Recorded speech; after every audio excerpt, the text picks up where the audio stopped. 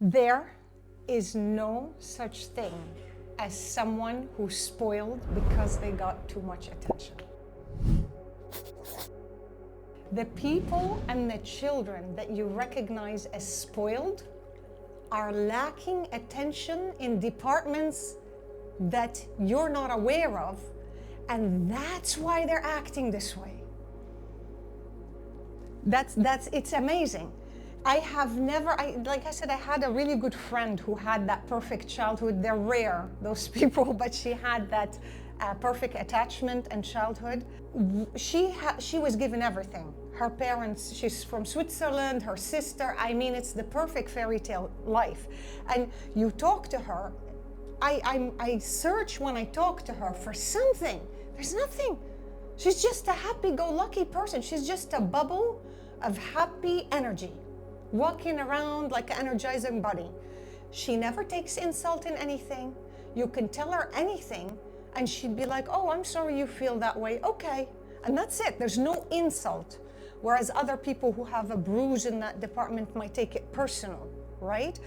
She's totally fine. But over the years, my work with children and over the decades of working with children, including my practicums in Vancouver and the US, never have I ever come across a spoiled child that was spoiled because he was given too much love.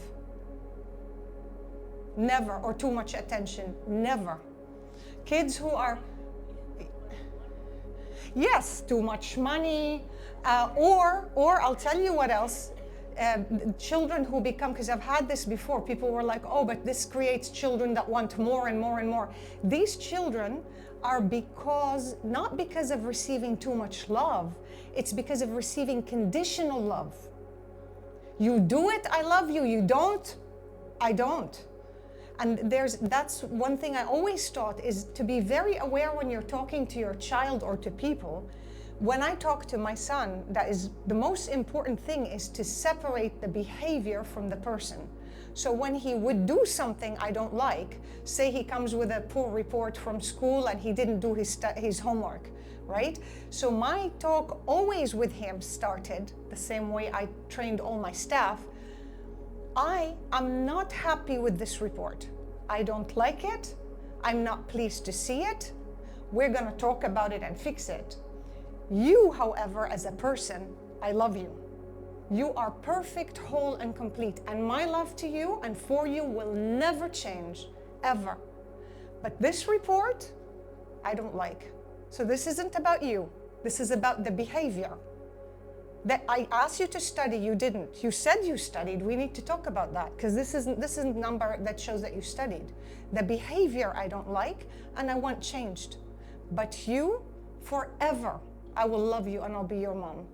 And this creates a relationship between a parent and child that lasts for life, because then when they become teenagers, you want them to come to you. "Mom, I messed up. I did this and this and this. I don't know what to do. I messed up." And then you can really listen what they did wrong. You don't want your teenager to hide stuff away from you because they're afraid that you would judge them and not love them, or they're afraid of your reaction, right? You got also the parents that are like, "Oh my God, what are we gonna do?" And they fall apart. Children, just like all of us, need stable, regulated adults. We need to be able to go to the person and say, "I messed up, help me." I want her to stay completely there, not to fall apart and not to take it out on me. I want someone I can cry to and say, "I was wrong, I shouldn't have done this." And I want her stability, not her freak out of, "Wait till your father finds out," and not that.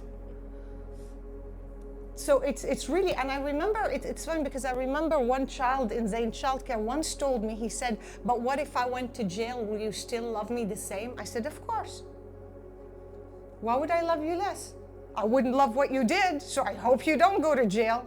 You're the one who will suffer if you went to jail as a grown-up for something you did. I will love you the same. But your life will change a lot."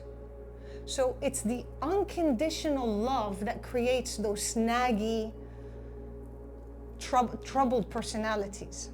or like you said, giving too much money and whatnot.